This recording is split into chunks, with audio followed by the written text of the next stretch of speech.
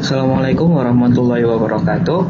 Selamat datang kembali di video kalkulus 2. Kita akan melanjutkan bab 12.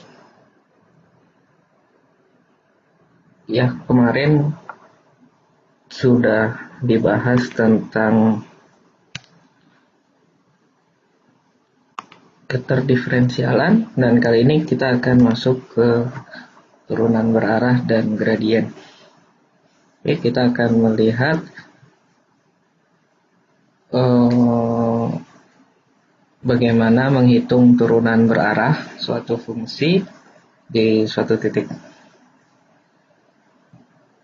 Kita akan awali dari turunan parsial yang sudah dibahas sebelumnya.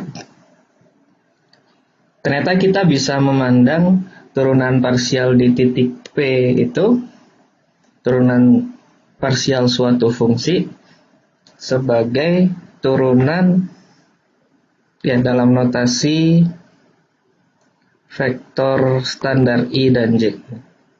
Ya, sebagai contoh, di situ ditulis titik P gitu ya. Misalkan saja titik P itu A, B. Jadi turunan parsial terhadap X fungsi F di titik AB itu kan berarti limit H menuju 0 dari F A plus H dikurang F H plus H, B dikurang F A, B dibagi H. Kemudian kan kita melihat definisi turunan parsial seperti ini. Nah, di sini kita ingin melihat bahwa bentuk yang ada di sini itu bisa kita tulis sebagai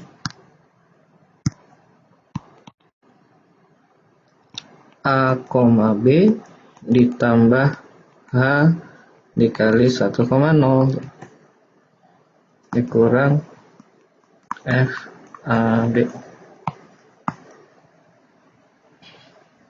Jadi, nah ini adalah P, ini adalah P, ini adalah I, ini adalah P. Nah, maka bisa ditulis limit H menuju 0 F dari P ditambah H dikali vektor standar I dikurang FP dibagi H.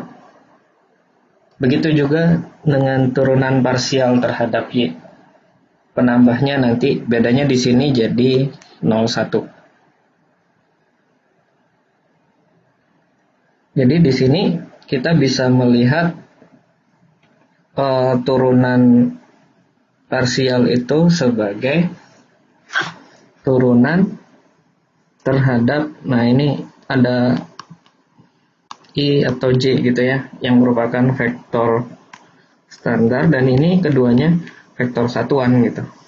Kalau kita lihat di bidang X, Y gitu ya, ini sumbu X, ini sumbu Y. Posisi I itu ada di sini, vektor 1, 0, ini vektor J gitu. Ya, vektor satuan nggak cuman ini kan, bisa juga yang ke bawah, ke kiri, bisa juga yang samping gitu, miring gitu ya. Nah, bagaimana kalau konsep ini kita terapkan? Nah, di sini ternyata turunan parsial terhadap X atau Y pas kita tulis dalam bentuk seperti ini, yang membedakan hanya I dan J, atau seperti arahnya saja gitu. Nah, bagaimana dengan U gitu? Untuk sembarang, kalau ini vektor satuan seperti apa? Nah, konsep ini yang akan digunakan untuk mendefinisikan turunan berarah. Jadi turunan berarah untuk suatu fungsi dua peubah, ya sebenarnya tidak harus dua peubah nantinya, bisa dua atau lebih peubah. Turunan berarah fungsi f di titik P dalam arah U didefinisikan sebagai berikut. Ini notasinya. DUFP, U di sini sebagai indeks, artinya turunannya dalam arah U. FP, P di sini di titiknya, titik P gitu ya. Jadi DU F P dengan U vektor satuan. Vektor satuan artinya panjang dari U itu 1. Itu didefinisikan sebagai limit H menuju 0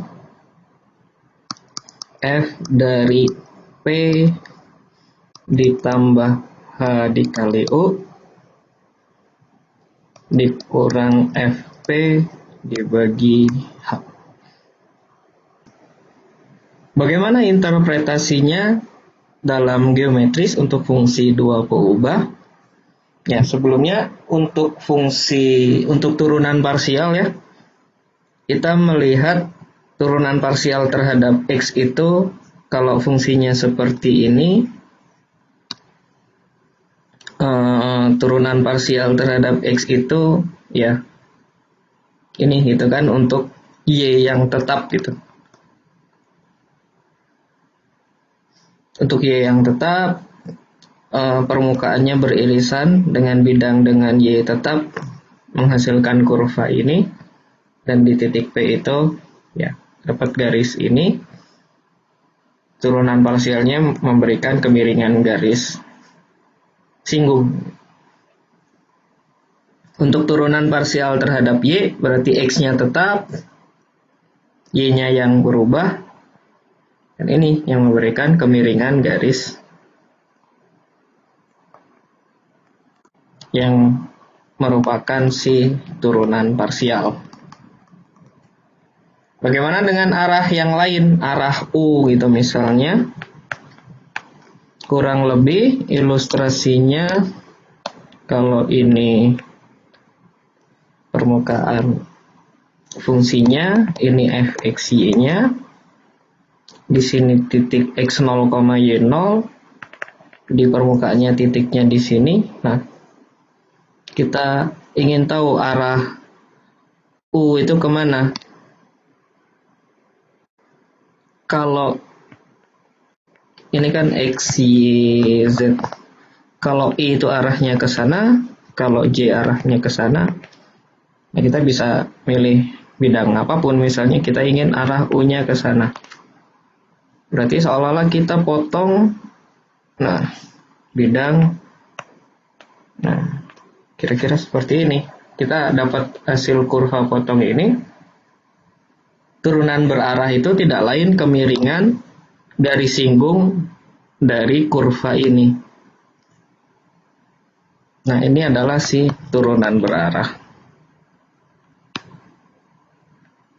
F di P arah dalam arah U.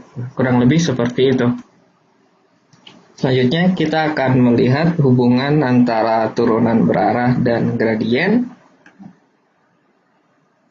Dengan menggunakan gradien, turunan berarah pada fungsi yang terdiferensialkan dapat ditulis dalam bentuk yang lebih sederhana.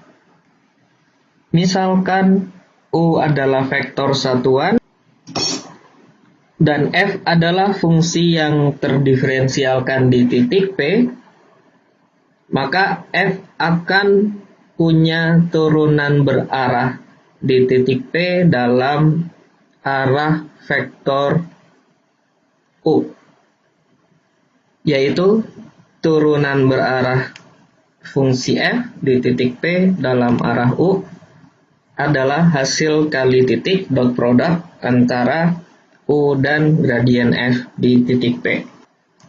Bagaimana hal ini bisa diperoleh? Jadi kita berangkat dari F fungsi terdiferensialkan di titik P.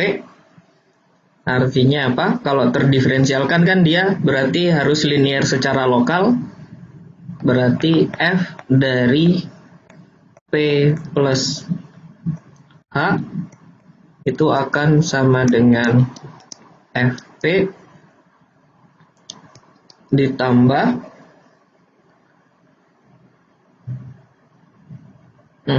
H dot gradien F di titik P ditambah H dot epsilon H dengan epsilon H-nya harus menuju vektor 0 saat H-nya menuju vektor 0. Di sini hanya berupa vektor ya. Nah, kita lihat kalau kita ingin menghitung turunan F di titik P, ini adalah limit H menuju 0, ini H-nya bilangan ya, F P ditambah H dikali U dikurang Fp dibagi dengan H. Kita terapkan sifat linear secara lokal di P-nya. Ya, sama saja di sini hanya ini kita ganti dengan H dikali vektor U gitu ya. Jadi kalau ini dikurang ini, apa yang kita dapat? Suku sisanya ya, limit H menuju 0 H dikali U dot gradien F di titik P ditambah H kali U dikalikan hasil kali titiknya dengan epsilon H dibagi H. Nah, ini sama-sama mengandung H. Anda masih ingat hasil kali titik, konstanta itu bisa keluar, jadi semuanya mengandung H. Ini bisa habis.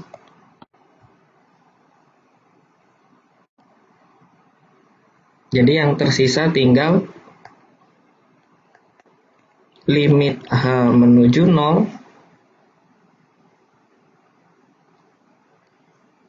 U dot gradien Fp ditambah U dot epsilon H. Sorry, ini epsilon H dikali U ya. Kan hanya kita ganti tadi. Epsilon H dikali U. Epsilon H dikali U. Oke. Nah, selanjutnya kalau H menuju 0, apa yang terjadi dengan vektor H dikali U? Dia akan menuju vektor 0 juga. Jadi kalau ini menuju vektor 0, jadi seperti ini, kalau H menuju 0, maka H dikali vektor U akan menuju vektor 0 juga. Kalau vektor H dikali U menuju vektor 0, karena F-nya linear secara lokal di P, karena F-nya terdiferensialkan di P, maka epsilon dari H dikali U itu akan juga menuju 0 gitu. Jadi bagian ini akan menuju 0. Artinya apa? Ini akan menjadi 0 dikali U. Jadi yang ini habis, yang tersisa tinggal U dot gradien F di titik P. Dan karena ini tidak mengandung H, jadi ini tetap gitu ya, tepat seperti yang kita inginkan. Oke, jadi kalau U-nya U1I ditambah U2J, berarti ini sama dengan U1, U2 dikali didotkan dengan gradien F di titik P itu apa? Fx, fy gitu ya. Ya tertentu di titik P gitu ya. Jadi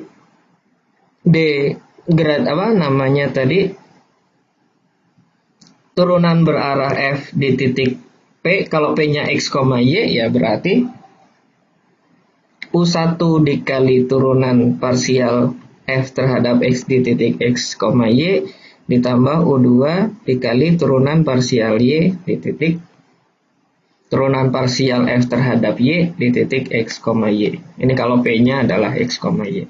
Secara umum bisa bebas gitu nantinya. Jadi yang di sini tadi berarti U1 f x P ditambah U2 fy P gitu. Contoh, diketahui f seperti ini, kita ingin menentukan turunan berarah fungsi f di titik 1,2 dalam arah vektor v. Nah, ini arahnya. Untuk bisa kita hitung di turunan berarahnya, vektor arah itu ditentukan harus merupakan vektor satuan. Tapi ini belum merupakan vektor satuan. Gimana cara membuat jadi vektor satuan? Kita bagi dengan panjangnya gitu ya. Vektor satuannya berarti 3,4 dibagi dengan akar 3 kuadrat tambah 4 kuadrat. Ini 5 ya. Jadi hasilnya nanti 3/5, 4/5. Ini kita misalkan sebagai U-nya gitu ya. Vektor satuan. Arahnya sudah dalam bentuk vektor satuan. Sekarang kita ingin menghitung turunan berarahnya. Kita bisa lihat di sini fungsinya adalah polinom. Dia terdiferensialkan di mana-mana.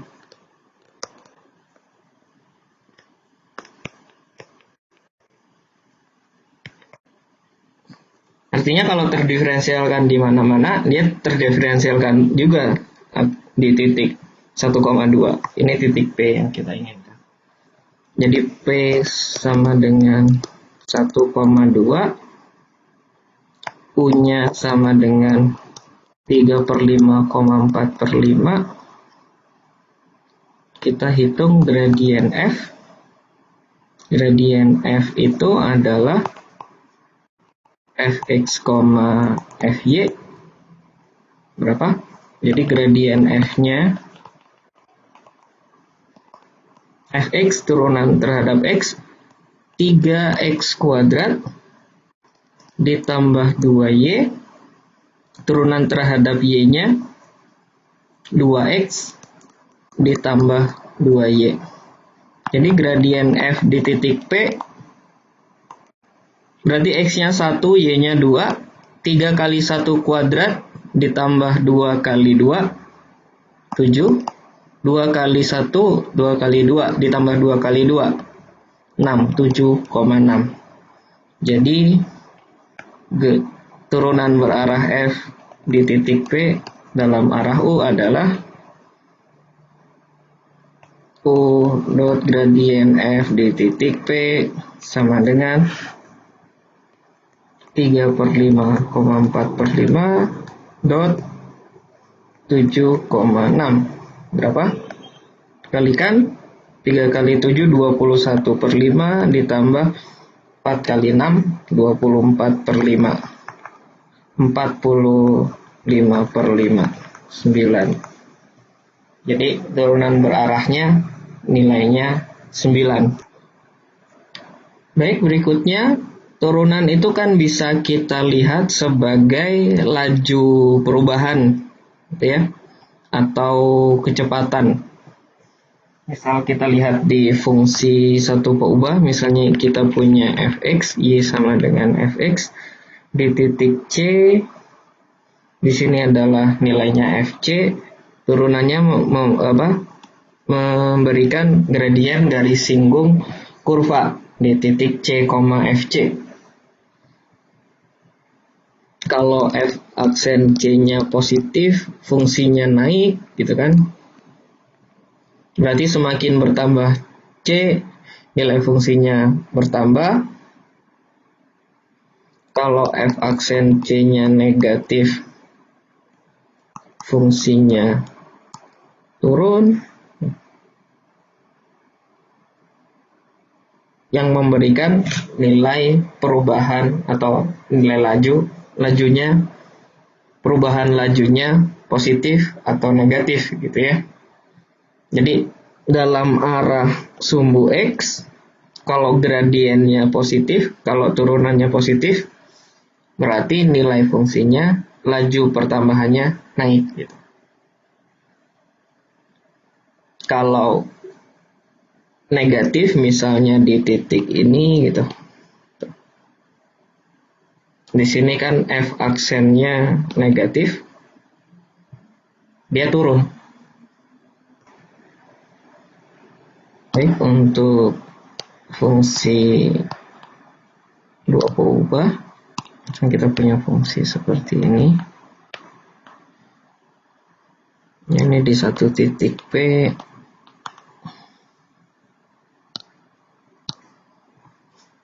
Tadi kalau turunan parsial terhadap X memberikan perubahan nilai fungsi dalam arah I gitu ya, arah sumbu X. Jadi kalau titik fungsinya di sini misalnya ya, ini adalah FP, ya kan tadi memberikan turunan parsialnya, memberikan ini kan, dengan kata lain turunan. Kalau dari titik ini bergerak ke arah searah sumbu X dalam arah I, nilai fungsinya akan turun. Sementara misalnya kalau dalam arah Y gitu, arah sumbu Y, arah J, ya kebetulan di sini sama, dengan bergerak dari titik P ini ke arah J, dia turun gitu. Apakah ke sembarang arah dia selalu turun? Tidak juga. Oke. Bagaimana kalau arah gerakannya ke sana misalnya?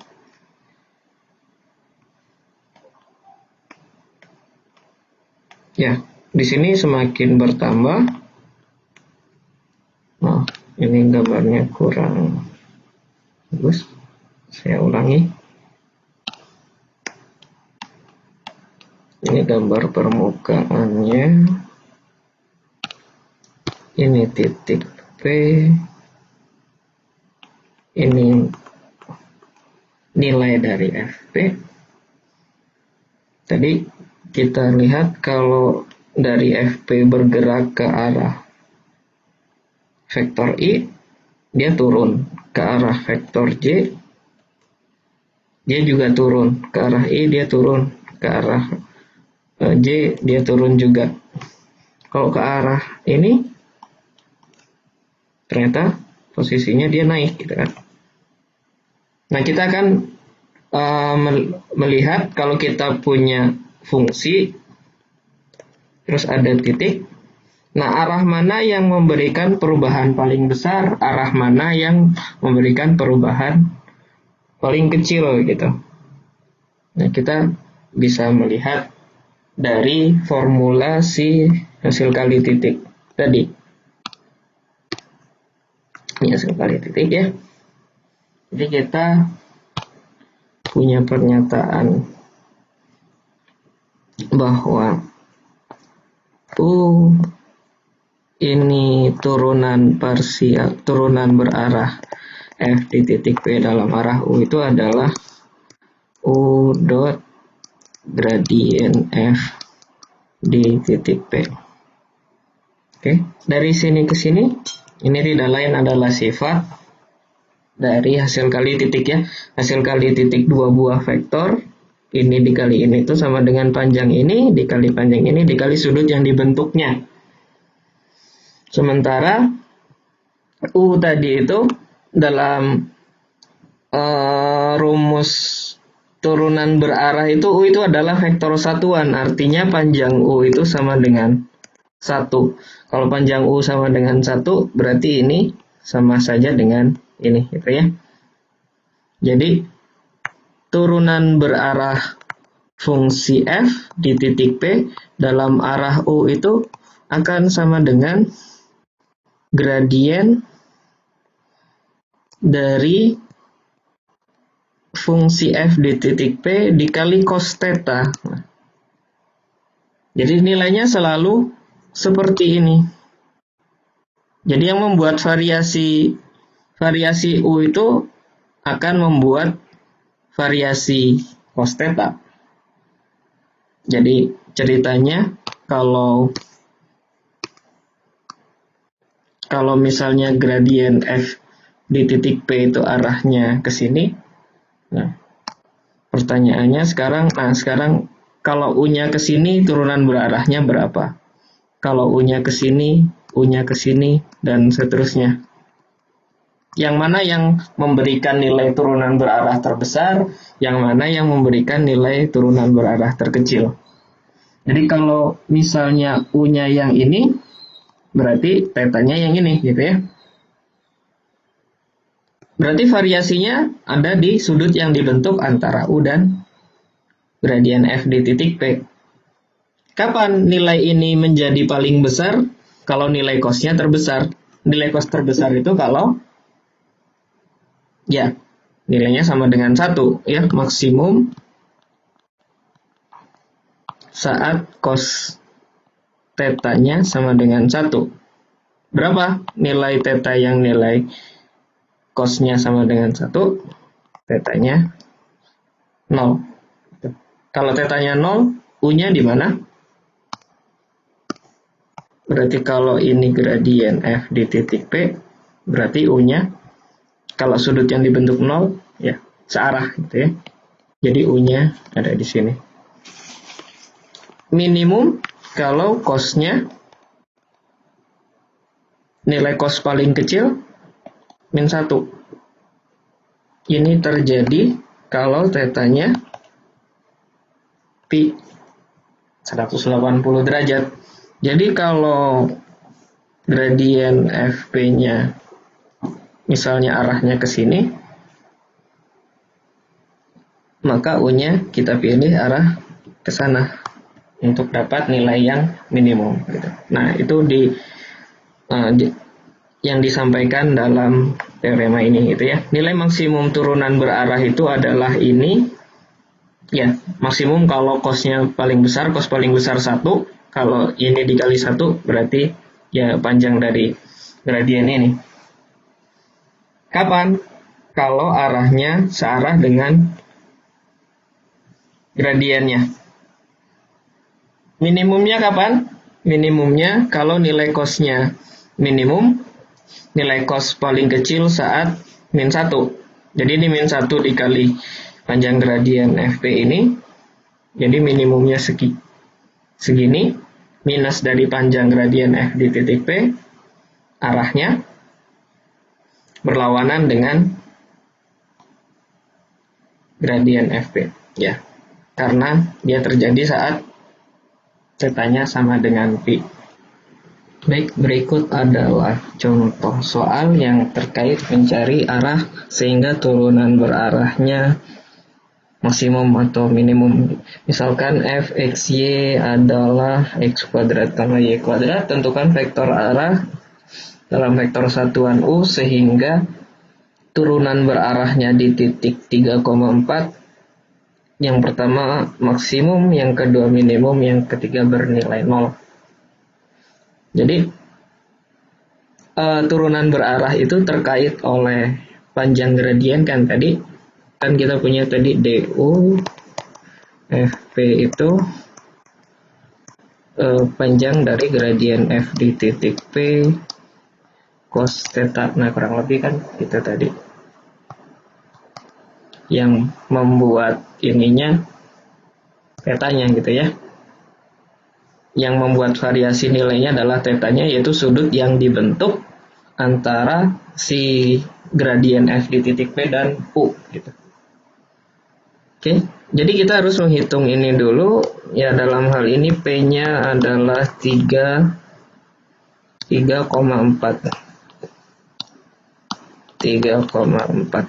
ya. Gradien f-nya adalah fx, fy 2x, 2y. Jadi gradien f di titik 3,4 adalah 2 kali 3, 2 kali 4, 6,8. Berarti untuk yang pertama, maksimum saat jika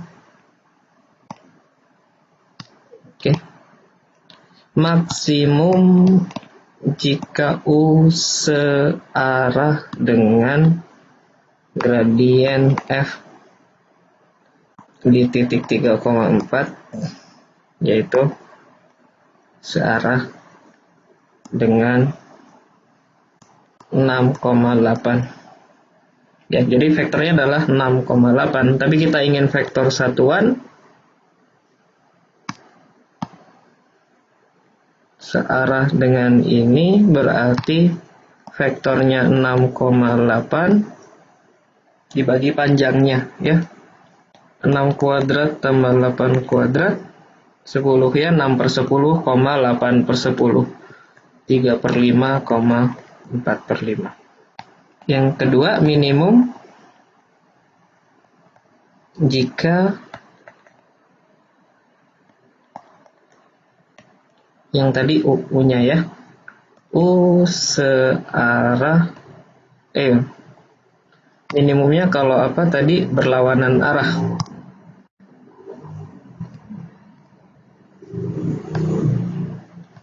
Dengan gradien F di titik 3,4. Ya, minus dari yang nomor 1 tadi sebenarnya. U sama dengan minus 3 per 5, 4 per 5. Sekarang yang ketiga, bukan minimum, bukan maksimum yang ditanyakan, tapi kapan dia bernilai 0. Jadi untuk nomor 3 kita misalkan dulu. Misalkan U-nya itu adalah U1i ditambah U2j. Karena U vektor satuan, berarti panjangnya 1 ya. Maka panjangnya berapa? U1 kuadrat ditambah U2 kuadrat. Ini harus sama dengan 1. Kemudian apa yang kita inginkan, DUFP sama dengan 0, berarti U dikali gradien F di titik P-nya, dotnya, U dot gradien F di titik P sama dengan 0. Apa itu? Berarti U1, U2 didotkan dengan 6,8 sama dengan 0. Ini hasil kalinya gimana? Hasil kali titiknya adalah 6U1 ditambah 8U2 sama dengan 0. Kita bisa tulis apa? U1-nya sama dengan minus 4 per 3U2 gitu ya. 8 per 6 dibagi 2. Kita punya 2 buah persamaan. Ini yang pertama, ini yang kedua. Kalau kita satukan jadi apa? Ini saya hapus saja ya. Ini ditulis ulang, U1-nya ini. Berarti minus 4 per 3 U2 kuadrat tambah U2 kuadrat sama dengan 1. Ini jadi berapa? 16 per 9 U2 kuadrat tambah U2 kuadrat sama dengan 1. 16/9 tambah 1 berapa? 25/9. U2 kuadrat sama dengan 1. U2 kuadrat sama dengan 9/25. Ya, ada dua pilihan sebenarnya. U2 kuadrat, U2-nya adalah plus minus 3/5 ya.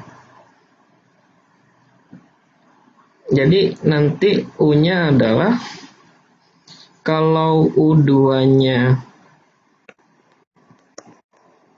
3/5, U1-nya berapa? Min 4/3 kali 3/5. Min 4/5. Kalau U2-nya min 3/5, U1-nya dikali min 4/3, 4/5. Ya, jadi U-nya sama dengan 3/5, min 4/5 atau min 3/5, 4/5 ya.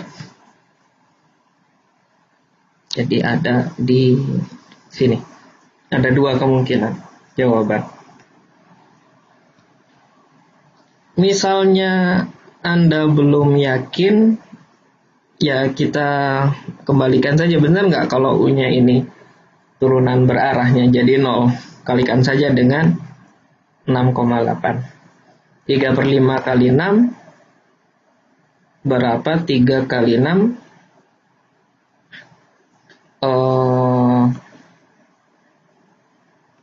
sebentar, sepertinya di sini ada kesalahan. Ya, kesalahannya di kesimpulan ya. Kan di sini ya. Jadi U-nya kan U1-nya yang di sini tadi ya. Min 4/5, 3/5 atau U-nya 4/5, min 3/5 ya. Nah, sekarang kita bisa cek. Min 4/5 kali 6, 4 kali 6 24, minus 24/5 ditambah 3/5 kali 8, 24/5 sama dengan 0. Oke, dan bagian terakhir dari topik ini adalah hubungan antara kurva ketinggian dan gradien. Misalkan kita punya fungsi dua peubah, fungsi dua peubah ya.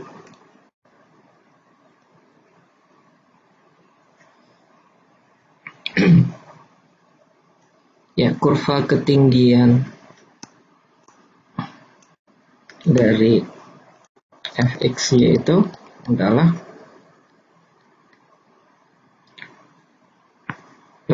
grafik dari persamaan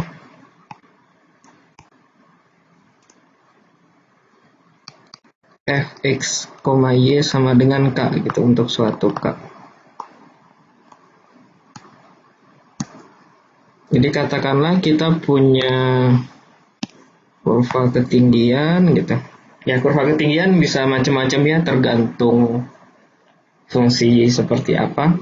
Ya, katakanlah ini adalah salah satu kurva ketinggian suatu fungsi. Nah, apa yang kita punya dari kurva ketinggian? Yaitu di titik-titik ini nilai fungsinya itu sama gitu ya. Ini nilai fungsinya,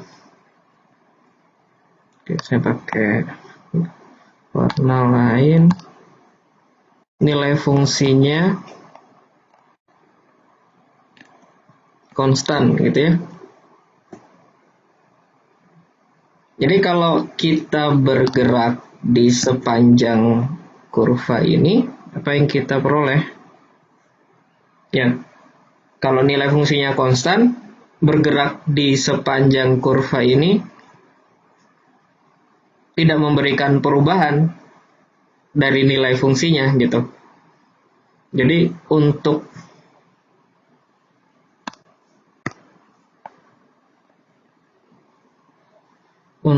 U itu vektor singgung kurva ketinggian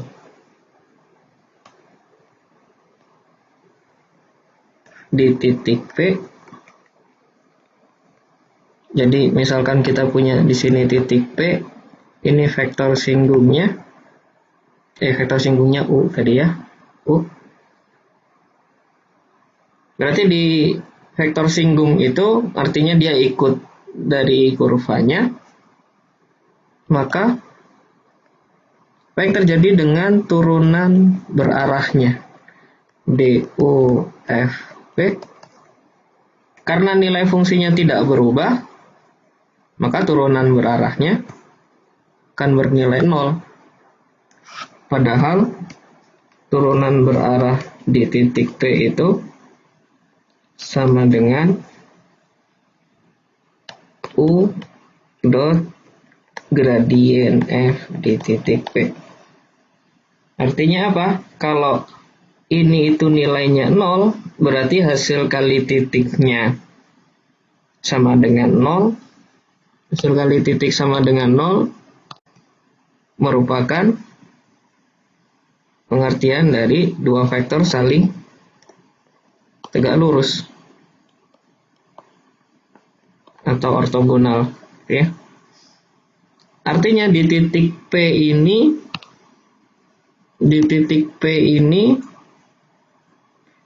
vektor tegak lurus ini kalau bukan gradien F, ya minusnya.